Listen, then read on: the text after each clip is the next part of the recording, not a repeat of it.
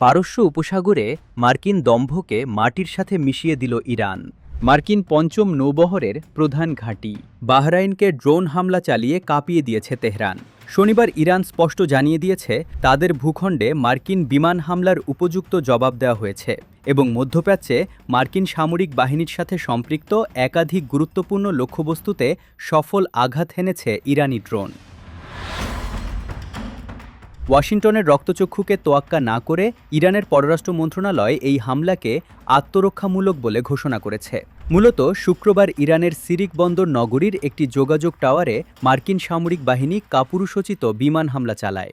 America দাবি করেছিল Hormuz প্রণালীতে বাণিজ্যিক জাহাজে ইরানি হামলার জবাবে তারা এই পদক্ষেপ নিয়েছে, কিন্তু তেহরান আমেরিকার এই আগ্রাসন মুখ বুজে সহ্য করেনি।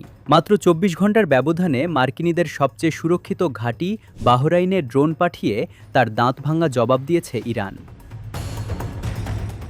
ইরানের এই আকস্মিক ও নিখুঁত হামলায় রীতিমতো কোণঠাসা হয়ে পড়েছে বাহরাইন সরকার। তারা ইরানের এই বীরত্বপূর্ণ হামলাকে সার্বভৌমত্বের লঙ্ঘন বলে চিৎকার করলেও বাস্তবতা হচ্ছে মধ্যপ্রাচ্যে মার্কিন আধিপত্যের দিন যে শেষ তা আবারও প্রমাণিত হল। এদিকে বৈশ্বিক জ্বালানি সরবরাহের প্রধান রুট হরমুজ প্রণালীতে নিজের পূর্ণ কর্তৃত্ব দাবি করেছে ইরান। তেহরান সাফ জানিয়ে দিয়েছে অন্তর্বর্তীকালীন চুক্তি অনুযায়ী এই কৌশলগত জলপথের পূর্ণ নিয়ন্ত্রণ তাদের হাতে এবং তেহরানের নির্ধারিত রুট অমান্য করলে মার্কিনীদের যে কোনো জাহাজকে কঠোর পরিণতি ভোগ করতে হবে।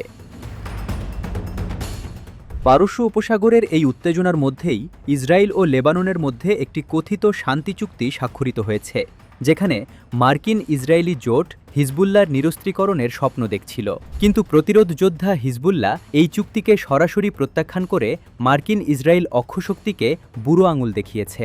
অপরদিকে বাহরাইনে মার্কিন ঘাঁটিতে থমথমে পরিস্থিতির মাঝেই মার্কিন সেন্ট্রাল কমান্ড ও vice president JD Vance X বার্তায় ইরানকে পাল্টা কঠোর সহিংসতার হুমকি দিচ্ছে। কিন্তু ওয়াশিংটনের এই ফাঁকা হুমকিতে ইরান যে বিন্দুমাত্র ভীত নয় তা তাদের রণকৌশলই বলে দিচ্ছে।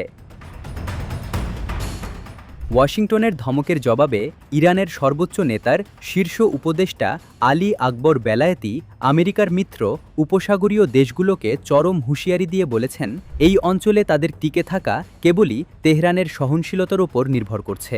বাহরাইনে মার্কিন ঘাঁটিতে আঘাত হেনে ইরান প্রমাণ করল মধ্যপ্রাচ্যের আসল শক্তি কারা। এখন দেখার বিষয় মার্কিন সাম্রাজ্যবাদ এই আঘাতের পর কতটা পিছু হটে।